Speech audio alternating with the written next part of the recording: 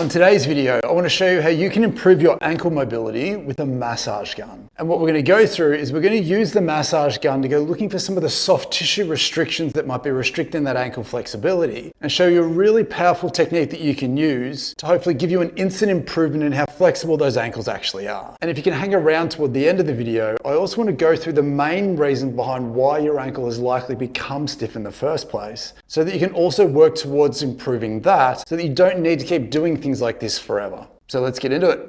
So before we go through any mobility exercises, it's always really important to take stock of how flexible you feel your ankle is beforehand so that you can gauge how effective any mobility exercise was for your flexibility. And for me, clinically as a physio, one really simple test that I like to do just to give us both a sense of how well your ankles are moving is essentially just going down as deep as you feel comfortable into a squat. The idea being that as you drop down to the deeper reaches of your squat, you'll very quickly run into the end of your ankle range of motion, and you might find that you have to start to compensate by turning your feet outwards. You might find that your heels will lift up a little bit. If your heels are down, you might find you have to lean forwards, or you might constantly feel like you're having to fall backwards. But not only that, if you can take stock of how it feels for you to actually get down to the fullest depth of your specific squat, take note of how that feels, how restricted it feels, where it feels restricted, and then come back to this immediately after mobilizing those restrictions with a massage gun to see what's actually changed. So once you've got a really good understanding of how flexible your ankles feel during something like a deep squat, we then want to take a massage gun and go hunting through specific areas of your ankle that have a tendency to become tight. And we want to apply a certain technique that's not necessarily the one that most people tend to default to when using a massage gun to try and get instant improvements in your mobility. And the way we want to do this is we want to take your massage gun. This is the T2 massage gun from Bob and Brad. And we don't want to use the traditional ball head.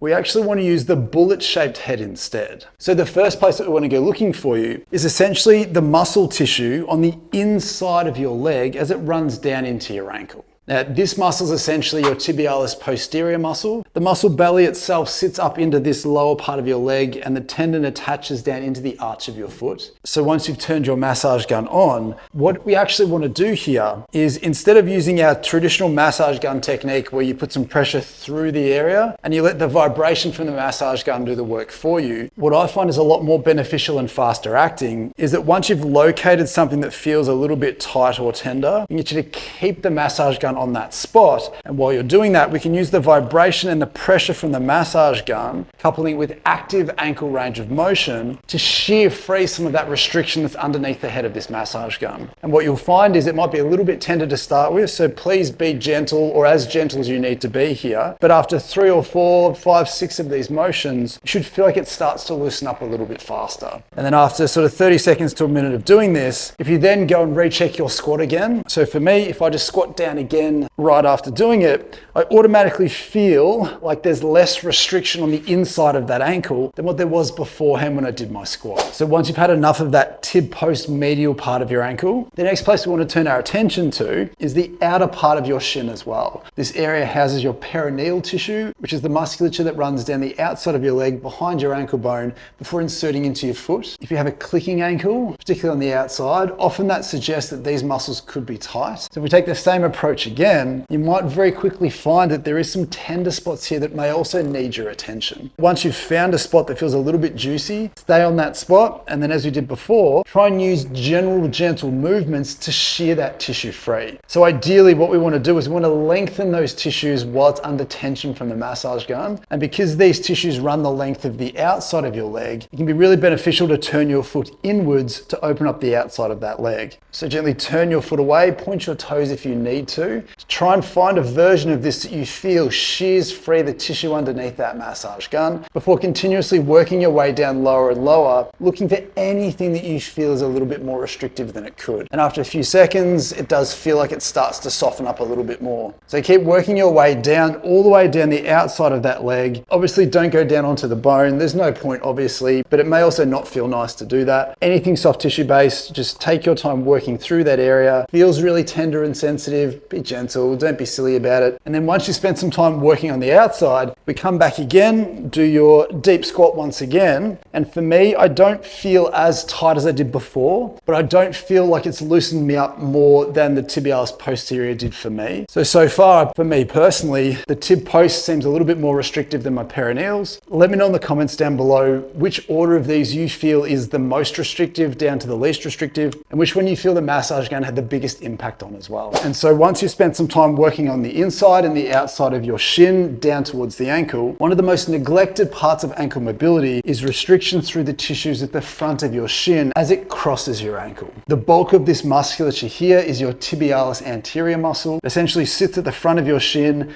just off to the outside of that shin bone, and it runs down and crosses across to the inside of the top of your foot. So although classic ankle flexibility we look at trying to dorsiflex your foot where your foot comes back up towards you, it may not sound intuitive that restrictions at the front can limit you coming through that range. But again, if you are restricted through the front, it can still act like a little bit of a soft tissue block or some restriction to the normal function of bending your ankle and dorsiflexing. So again, don't take my word for this. We want to go through this tissue, taking the same approach that we did before, where we're looking for anything that feels a little bit tight and restricted. I feel as I get down towards here, there's a little bit of tightness there. So from here, I'm going to point my toes away, try and shear that tissue free underneath that massage gun. Spend a little bit of time, it's already started to loosen up there for me. And then once you've done that, we can take the same approach we did before. We can immediately drop down into that deep squat again. And the interesting thing for me is that that tib ant release with the massage gun going through the front of my shin actually felt like it gave me more flexibility to express my dorsiflexion range of motion than it did doing the perineals at the side. So again, for me, it's tib post is number one, tib ant is number two, and then the perineals seem to be the third most at this current stage. So now as we move on to the big ticket item, those calf muscles that sit at the back, it's always really important to understand that your calf musculature is comprised of two main muscles, your gastrocnemius muscle, which is the big thick muscle that everyone tends to note as being your calf muscle. But if we took that musculature off and looked a little bit deeper, we'd see that the soleus muscle, which if tight as well, can also restrict your ability to bend your ankle back into dorsiflexion. So the point of that is just to make sure that we don't just want you to focus on the muscle bulk that you may see immediately in front of you. We also want to come right down the base of your leg, down towards the ankle and towards your Achilles a little bit more, also looking for any deeper restrictions that your gastrocnemius may not provide you. But again, as we did before, do you want to get into some of that tissue? Now, for me, as a physiotherapist, I find that most people have some tenderness or tightness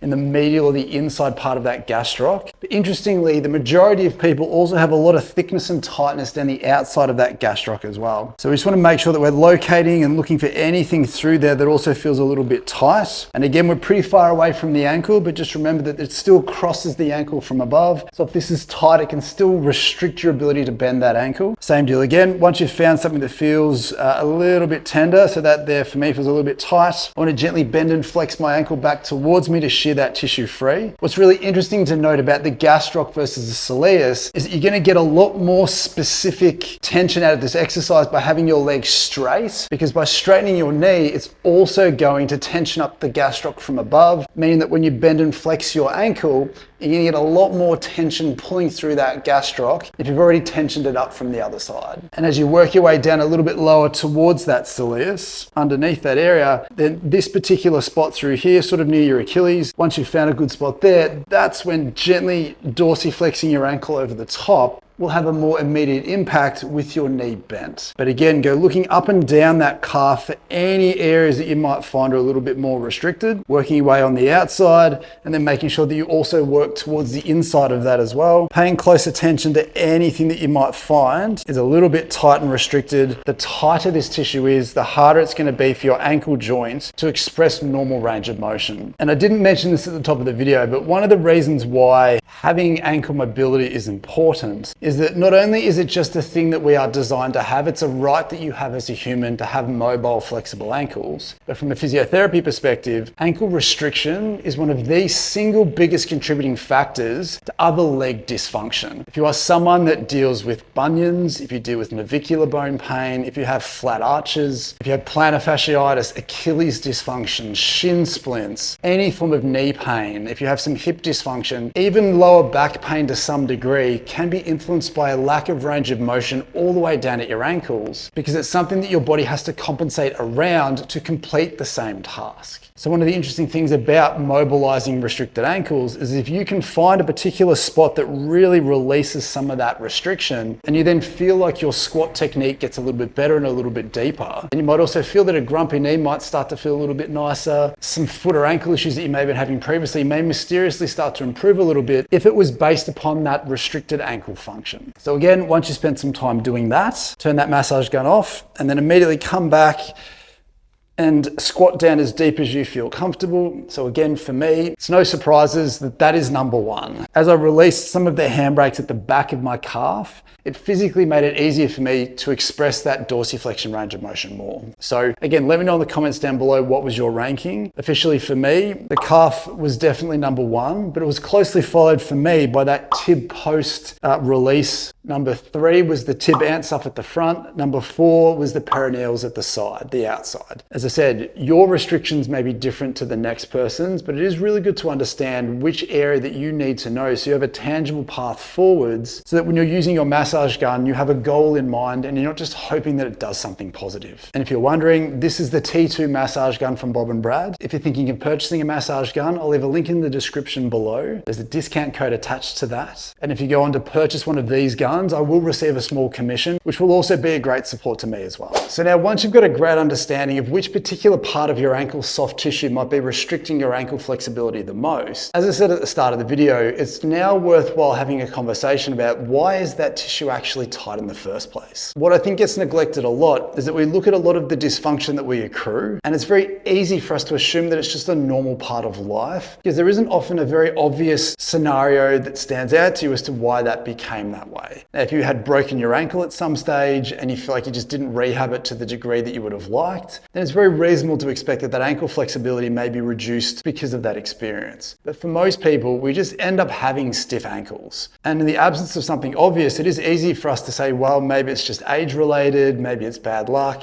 maybe it's just me, I'm someone who has restricted ankles. For me, clinically as a physiotherapist, there are 2 main reasons why I find that ankles become restricted over time. The first often comes back to a lot of the sitting that we tend to do, where if you are sitting down at that sort of 90 degree angle all the time, and your ankles are in the exact same position every day, and to paraphrase a very common saying, if you don't use the full extent of your ankle range of motion daily, then you will lose the range that you don't use. So not only is it really important to practice things like deep squats daily, just to cultivate normal range of motion through all of your joints, let alone your ankles, but if you could also be consciously aware that something like prolonged sitting can be a one-way ticket to ankle stiffness, then it might prompt you to try and get up and move around a little bit more and break that position a little bit more often than you may have previously. But on top of that, the other and potentially even more dramatic reason why we tend to have stiff ankles is our modern footwear. Now, I didn't think ahead and I don't have a pair of heeled shoes and a pair of flat shoes. The only prop I have is essentially the sandals that I walked in with today. But the point I wanted to make here is that if you look at the heel that you have on the footwear that you wear the most throughout the day, whether it's your business shoes, your school shoes, your runners, even your thongs, flip-flops or sandals, if there is any discrepancy between the size of the thickness of the heel at the back of your shoe and the front of your shoe, that discrepancy is the exact amount of ankle range you do not get access to the entire time that you're in that shoe. If you've been getting around in a shoe that has a bit of a thick heel for days, weeks, months or years, it is potentially unrealistic for you to go straight to a flat shoe and expect everything to be fantastic. Because if you have spent